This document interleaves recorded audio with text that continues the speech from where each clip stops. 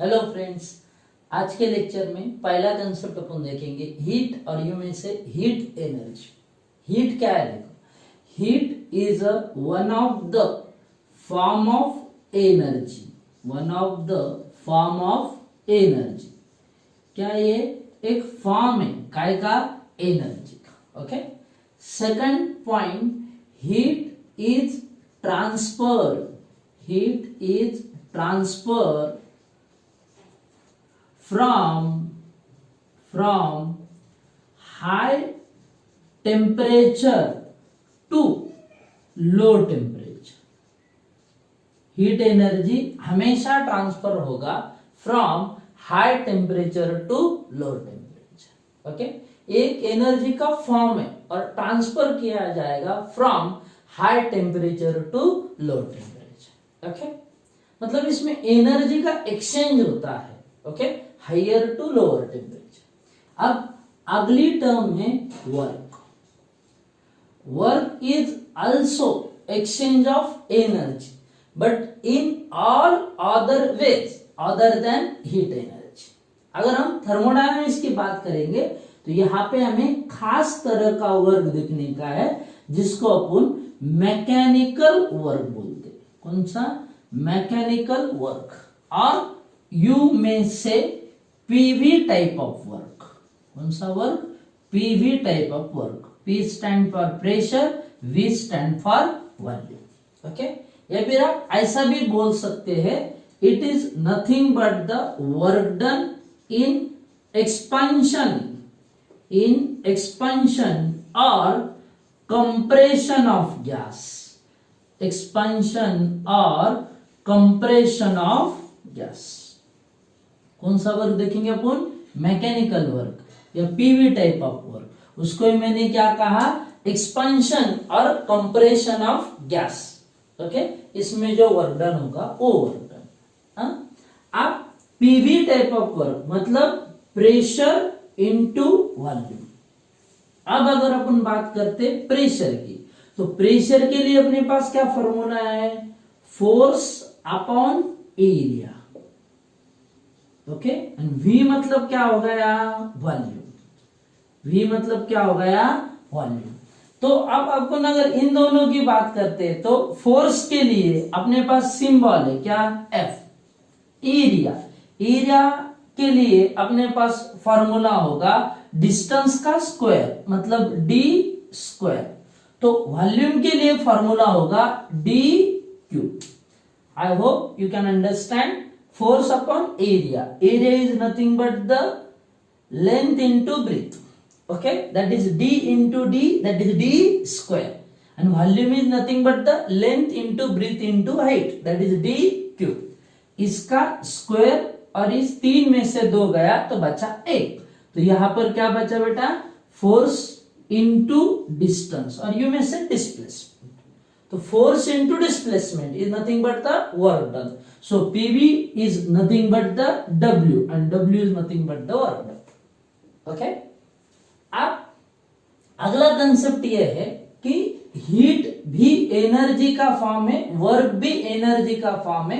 सिर्फ ये ट्रांसफर होगा from high temperature to low temperature and work done is a energy exchange in all other ways but other than heat energy. तो इन दोनों में अगर आप कंसिडर करेंगे, बात करेंगे काय की यूनिट्स की, तो दोनों के लिए सेम यूनिट्स आप यूज कर सकते हो। मतलब जैसे हीट एनर्जी है तो एनर्जी का यूनिट क्या होता है? जूल। या फिर आप हायर यूनिट क्या यूज कर सकते हैं? Kilo joule.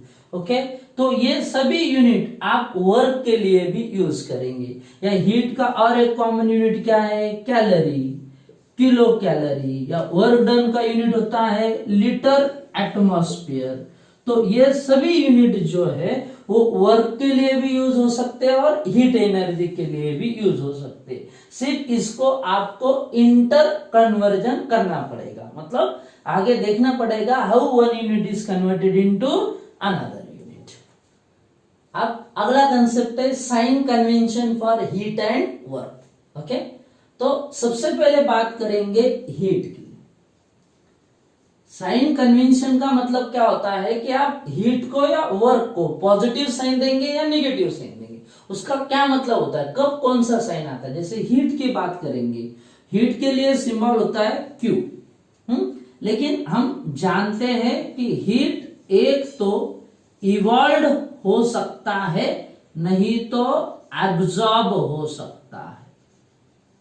ओके, हीट एक तो इवॉल्व हो सकता है, नहीं तो एब्जॉर्ब हो सकता है। अब देखो, अगर हीट इवॉल्व हुआ मतलब हीट का लॉस हुआ, हीट इवॉल्व हुआ मतलब हीट का लॉस हुआ। अगर हीट का लॉस हो रहा है तो इधर अपन साइन देंगे माइनस। ओके, वही हीट एब्जॉर्ब हो रही है, गेन की जा रही है, मतलब सिस्टम का प्रॉफिट हो रहा है, सिस्टम की हीट एनर्जी बढ़ रही है, मतलब यहां पर साइन आएगा कौन सा, पॉजिटिव। एकदम सिंपल है, साइन कन्वेंशन को याद रखना। आप सिस्टम का स्टडी कर रहे हैं तो आपको सिर्फ सोचना यह है, किसी भी एनर्जी एक्सचेंज में सिस्टम का लॉस हो रहा है या प्रॉफिट हो रहा है। अगर लॉस हो रहा है मतलब माइनस में, प्रॉफिट हो रहा है मतलब प्लस में। जैसे देखो, हीट इवॉल्व मतलब लॉस हो रहा है तो माइनस साइन, हीट एब्सॉर्ब मतलब प्रॉफिट हो रहा है तो प्लस साइन। ओके, वही अगर अपन वर्क की बात करेंगे तो वर्क के लिए अपन सिंबल देते हैं W। वर्क दो तरह का हो सकता है, एक है एक्सपेंशन और दूसरा है कंप्रेशन। तो इसमें सिंबल कैसे आएंगे ध्यान देना। जैसे एक्सपेंशन हो रहा है, सिस्टम के अंदर एक्सपेंशन हो रहा है मतलब सिस्टम वर्क कर रहा है, किसके ऊपर, सराउंडिंग के ऊपर। सिस्टम वर्क कर रहा है किसके ऊपर, सराउंडिंग के ऊपर, मतलब सिस्टम की एनर्जी वर्क में खर्च हो रही है, यूटिलाइज हो रही है। ओके, सो सिस्टम का लॉस हो रहा है, इसलिए साइन कौन सा, माइनस। ओके, और अगर गैस का कंप्रेशन हो रहा है मतलब एक्सटर्नली फोर्स अप्लाई कर रहा है, एक्सटर्नली फोर्स अप्लाई कर रहा है मतलब फोर्स कौन अप्लाई कर रहा है, सराउंडिंग। तो लॉस सराउंडिंग का हो रहा है और एनर्जी सिस्टम को मिल रहा है तो सिस्टम का प्रॉफिट हो रहा है, तो साइन आएगा वर्क डन के लिए यहां पर पॉजिटिव। समझ पा रहे हैं क्या। देखो फिर से एक बार, जब गैस का एक्सपेंशन होता है, work is done by the system, so energy of the system decreases, so work done is negative in expansion. while in compression work is done by the surrounding on the system, तो loss surrounding का हो रहा है। Okay, तो system का profit हो रहा है, सराउंडिंग का लॉस हो रहा है, so work done is positive in compression. अगला पार्ट है work done in isothermal irreversible process. Okay, दो प्रोसेस का जिक्र किया है, पहला आइसोथर्मल, दूसरा इरिवर्सिबल। आइसोथर्मल मतलब क्या, जहां पर टेम्परेचर कांस्टेंट होगा। इरिवर्सिबल प्रोसेस मतलब क्या, देखो क्योंकि अपन ने रिवर्सिबल पढ़ा है, इरिवर्सिबल क्या होता है, इरिवर्सिबल मतलब वो रिवर्स नहीं आएगा।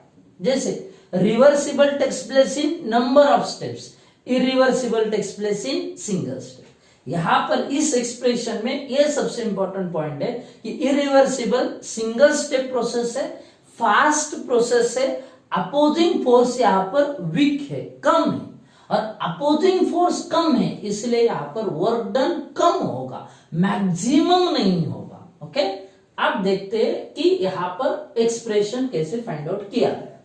सबसे सिंपल, यहां पर एक सिलेंडर हमने कंसीडर किया है, गैस सिलेंडर, जिसके अंदर गैस का इनिशियल वॉल्यूम है V1 और इसमें एक पिस्टन फिट किया है।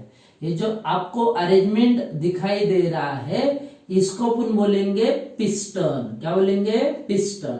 और ये जो कंटेनर है इस कंटेनर को अपन बोलेंगे सिलेंडर। क्या बोलेंगे, सिलेंडर। इसलिए ये होगा पिस्टन सिलेंडर अरेंजमेंट, जिसमें अपन ने गैस एनक्लोज किया है, बंद किया है, जिसका वॉल्यूम है V1। ओके, और ये जो पिस्टन है इस पिस्टन का एरिया है कितना, A, और इसके ऊपर जो प्रेशर है इस प्रेशर को नाम देते हैं P।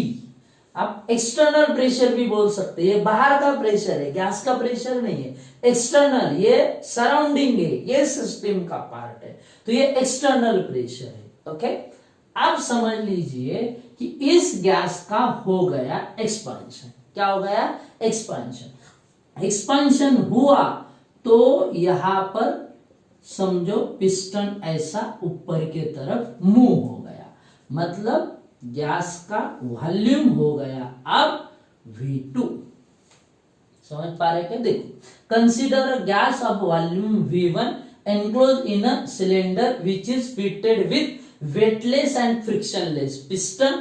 When gas undergo expansion, its volume becomes V2. Okay?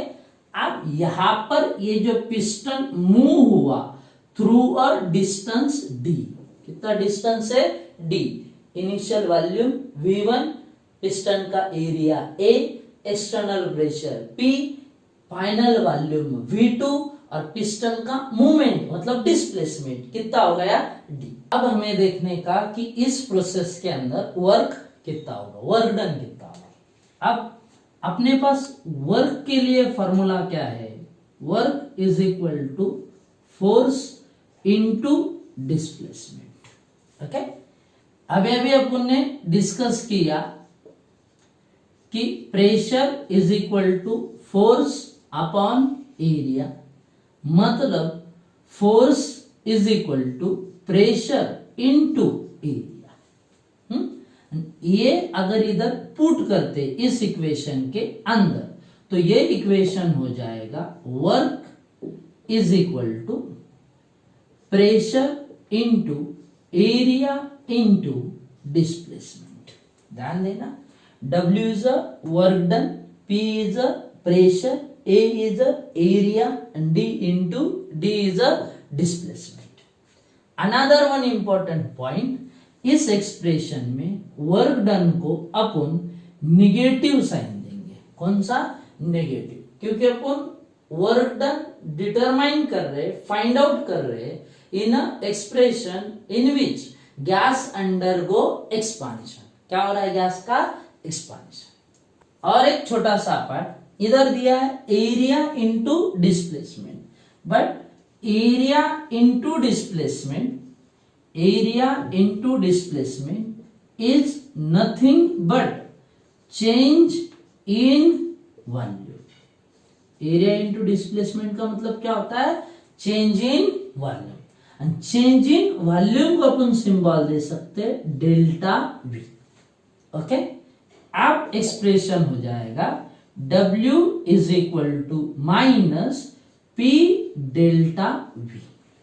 Okay, where P is a pressure and delta V is a change in volume. Another one important point, आप ऐसा भी लिख सकते हैं इसको minus P into delta V, मतलब क्या है बेटा? V2 minus V1। Okay, this is the expression for work done in isothermal irreversible process. Okay, और एक इंपॉर्टेंट पॉइंट इधर ध्यान देना, आप समझो आप एक्सपांशन कंसीडर कर रहे हो, जैसे अभी अपन ने इधर कंसीडर किया। क्या कंसीडर किया?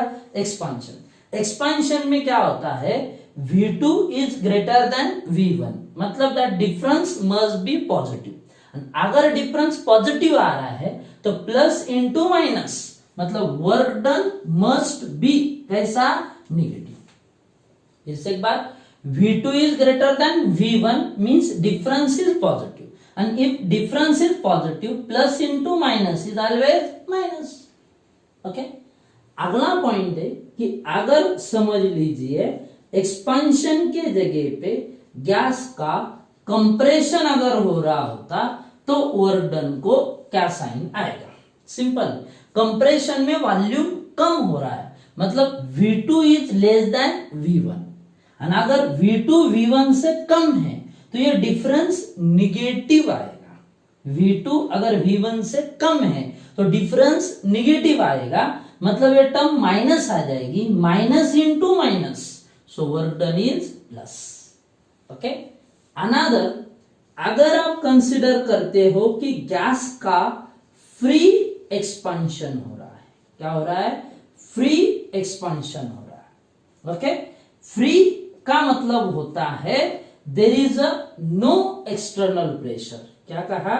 There is a no external pressure, कोई अपोज ही नहीं है, एक्सटर्नल प्रेशर ही नहीं है वहां पर, तो उसको बोलेंगे फ्री एक्सपांशन। और यू मे से work done in a vacuum. Free expansion में और वैक्यूम में प्रेशर की वैल्यू 0 होती है, और अगर P का वैल्यू 0 रख दिया तो work done is also equal to 0। खास करके दिमाग में रखना, एक्सपांशन में वर्क डन निगेटिव होता है, कंप्रेशन में पॉजिटिव होता है, फ्री एक्सपांशन में वर्क डन 0 आएगा। अगला concept, work done in isothermal reversible process. और क्या लिखा? Expression for maximum work. थोड़ा सा हेडिंग बड़ा है, लार्जर डेरिवेशन है, थोड़ा सा आराम से ध्यान देना।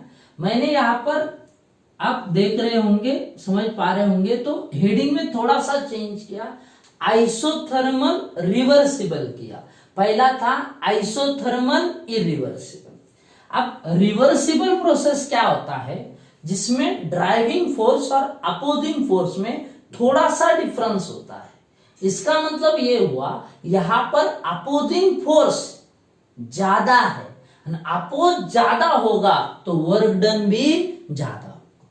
बात को समझिए, अगर अपोज बढ़ेगा, अपोजिंग फोर्स बढ़ेगा, एक्सटर्नल प्रेशर बढ़ेगा, तो to carry out the same process it required more energy. मैं ऐसा कुछ समझाने की कोशिश कर रहा हूं कि आप साइकिल चला रहे हो, आप जिस डायरेक्शन में साइकिल चला रहे हो उसके अपोजिट डायरेक्शन में हवा आ रही है, तेज हवा आ रही है, तो at that time you required more energy. Cycle चलाने के लिए आपको दिक्कत होगी, इसलिए ज्यादा एनर्जी देना पड़ेगा। क्यों? अपोजिंग फोर्स बढ़ गया, so it required more energy. More energy means more work, more energy means more work. Okay, आप इसमें और पहले प्रोसेस में बेसिक डिफरेंस ये है कि वहां पर इरिवर्सिबल था, ये रिवर्सिबल। ओके, जैसे मैं उधर भी कहा था, इरिवर्सिबल सिंगल स्टेप में होता था और रिवर्सिबल नंबर ऑफ स्टेप्स में होगा, मतलब हर स्टेप में थोड़ा थोड़ा थोड़ा थोड़ा वर्क डन होगा। So resultant work done is maximum work done. कौन सा work done? Maximum work done. अब अपन देखेंगे वर्क डन कितना होगा। उसके लिए वही सिलेंडर अपन ने कंसिडर किया जिसमें आइडियल गैस एनक्लोज किया है, जिसका वॉल्यूम है V1, उसके ऊपर एक्सटर्नल प्रेशर है P। समझ लीजिए गैस का फिर से एक्सपांशन हुआ और गैस का वॉल्यूम हो गया V2। कितना हो गया? V2। अब सिर्फ ये दिमाग में रखने का है, उसके जैसा चाहिए, जैसा भी अपन ने एक्सप्रेशन देखा, work done in isothermal irreversible process, उसके जैसा V1 से V2 ही हो रहा है, सिर्फ वो इरिवर्सिबल था और ये रिवर्सिबल है, मतलब it required number of steps. Okay, और पहले वाला जो एक्सप्रेशन था, it is carried out in a single step. अब इसका वर्क डन अपने को फाइंड आउट करने का। अब अपने पास वर्क के लिए फॉर्मूला है, work is equal to minus pressure into change in volume, pressure into change in volume. Okay, अब वर्क डन अपने को यहां पर मिलेगा पहले सिंगल स्टेप का, एक स्टेप के अंदर कितना वर्क डन होगा, उस वर्क डन को अपन सिंबल देंगे DW, मतलब स्मॉल वर्क डन। अब इसके लिए फॉर्मूला है minus pressure into change in volume. अब यहां का प्रेशर, इनिशियल प्रेशर कितना है P, वॉल्यूम में V1, फाइनल है V2, लेकिन अपन ने कहा कि ये टोटल चेंज अपन कंसिडर कर रहे हैं V2, अगर आप वॉल्यूम कंसिडर करते तो आप वर्क डन निकालना चाहते हैं सिंगल स्टेप का, तो प्रेशर को थोड़ा थोड़ा कम करना पड़ेगा, तो वॉल्यूम थोड़ा थोड़ा बढ़ेगा। बात को समझिए, reversible process takes place in number of steps, तो प्रेशर थोड़ा थोड़ा कम होगा और वॉल्यूम थोड़ा थोड़ा बढ़ेगा। अब इनिशियल प्रेशर कितना था P, समझ लीजिए वो थोड़ा सा कम हुआ, कितने से, dP से, मतलब अभी का प्रेशर कितना हुआ P माइनस dP, एक स्टेप के बाद का प्रेशर कितना है P माइनस dP। समझ पा रहे हो क्या? देखो P is a initial pressure and dP is a small decrease in pressure, so final pressure is P minus dP। अब इससे वॉल्यूम कितना चेंज होगा, ये V2 और ये V1, ये तो ओवरऑल चेंज है, एक स्टेप के अंदर वॉल्यूम थोड़ा सा बढ़ेगा, मतलब कितने से, dV से। Okay, dP is a small decrease in pressure and dV is a small increase in pressure in a single step। अब इसको अगर आप सॉल्व करेंगे तो एक्सप्रेशन ऐसा होगा, small work done is equal to, bracket को इधर से माइनस से मल्टीप्लाइड करना है, इधर से dV से, minus P into dV, minus minus plus हो जाएगा, dP into dV। Okay, solve किया। अब but dP and dV are very small, dP और dV very small है, छोटे छोटे टर्म्स है।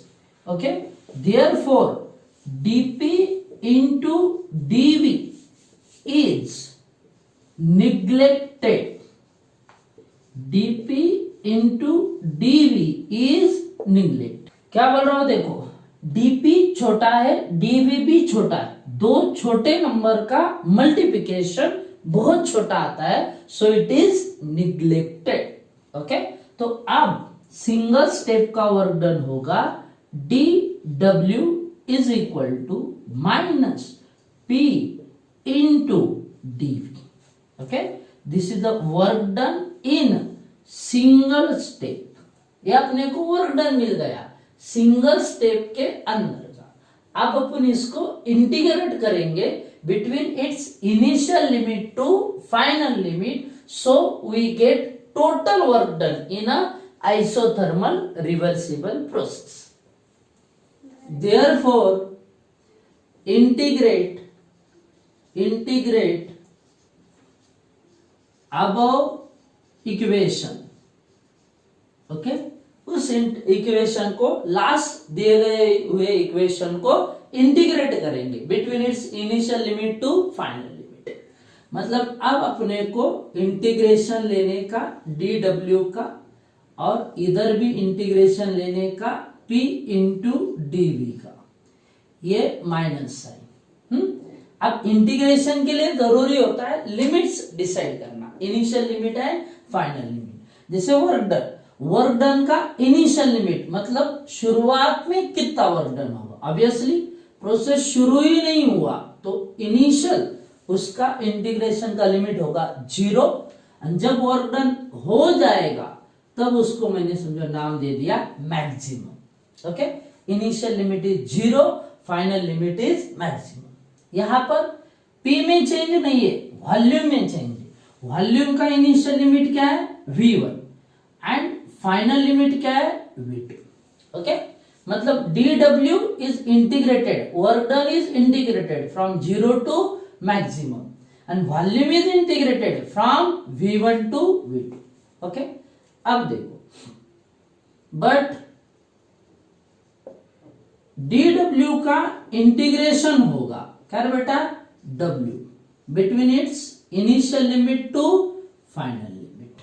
ओके, अगर हम ऐसा करते हैं तो इक्वेशन कैसा होगा, देखो ये कहां से आया, मैथ्स का थोड़ा सा पार्ट, dx का इंटीग्रेशन होता है x, वैसे dW का इंटीग्रेशन है क्या, W between its initial limit to final limit. मतलब इधर क्या लिखेंगे अपन, W between its initial limit to final limit, minus sign का इंटीग्रेशन नहीं लिया जा सकता बाहर, इधर V1 टू V2।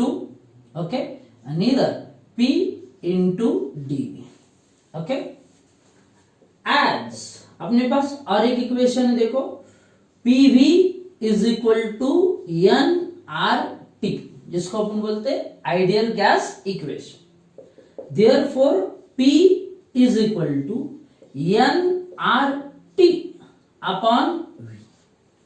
वॉल्यूम को सामने लेके अब ये P का फॉर्मूला अपन इधर पुटअप करने वाले और इसको सॉल्व करेंगे। इस इंटीग्रेशन को सॉल्व कैसा करते हैं, फाइनल माइनस इनिशियल।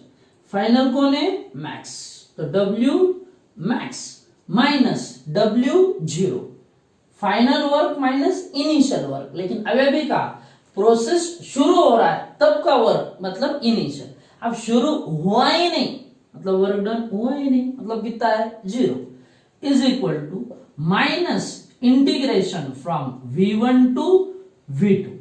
ओके, अब P के जगह पे अपन डालेंगे nRT अपॉन V इनटू इधर क्या है बेटा, dV। ओके, अब इसको आगे सॉल्व करेंगे किस हिसाब से, देखो एकदम simple. W max minus zero is nothing but the W max, okay, is equal to minus.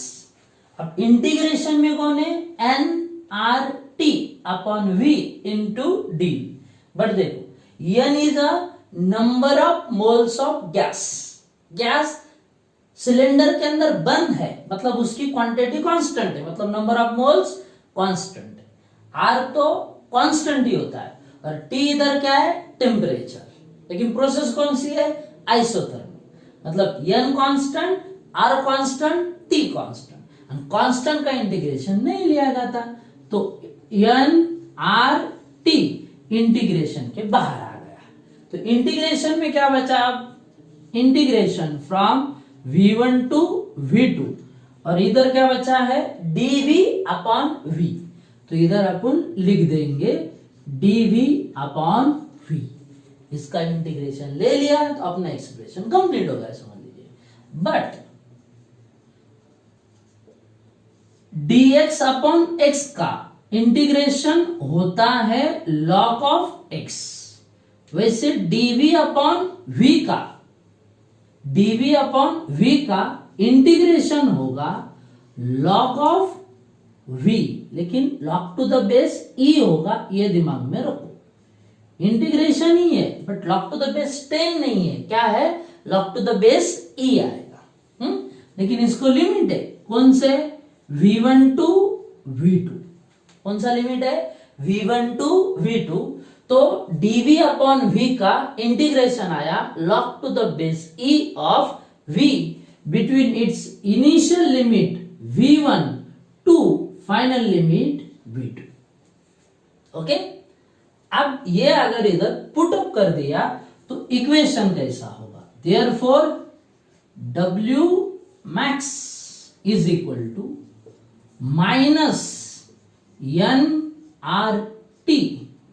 अब इसको सॉल्व करके log to the base e of किसका, V between its initial limit to final limit, that is V1 to V2। अब अपन इस integration को solve करेंगे जिसे इधर सॉल्व किया था, that is final minus initial. कैसे, देखो, therefore W max is equal to minus nRT in bracket log to the base e of V2 minus log to the base e of V1। Okay, अब देखो दोनों के log का difference लिया जा रहा है, मतलब सब्ट्रैक्शन। लॉग का सब्ट्रैक्शन तभी होता है जब दो नंबर का डिवाइडेशन है, मतलब अब अपन इसको ऐसा लिखेंगे कि W max is equal to minus nRT into log to the base e of V2 upon V1। Okay, क्या लिखा, W max is equal to minus nRT log to the base e of V2 upon V1। Okay, अब इस expression में थोड़ा सा change करेंगे, क्या, जैसे कि अपन जानते हैं, but log to the base e is equal to 2.303 log to the base 10। मतलब log to the base e को अपन कन्वर्ट कर रहे हैं किसमें, log to the base 10 में। अपन जो कैलकुलेशन में log यूज करते हैं वो होता है log to the base 10, और इंटीग्रेशन से जो अपने को मिलता है वो होता है log to the base e। तो बेस e को कन्वर्ट कर रहा हूं मैं into the log to the base 10। अब log to the base e का 10 में कन्वर्जन करने के बाद एक्सप्रेशन कैसा होगा देखो, W max is equal to minus 2.303 nRT log to the base 10 of V2 upon V1। Change समझ में आ रहा होगा। log to the base 10 लिखा है, प्रीवियस में क्या था, log to the base e। तो इस e को 10 करने के लिए इधर एक नंबर आया, दैट इज 2.303। तो ये फॉर्मूला हो गया work done in isothermal reversible process, और यू में से expression for maximum work done. या फिर इसमें आप ऐसा भी बोल सकते हैं, by using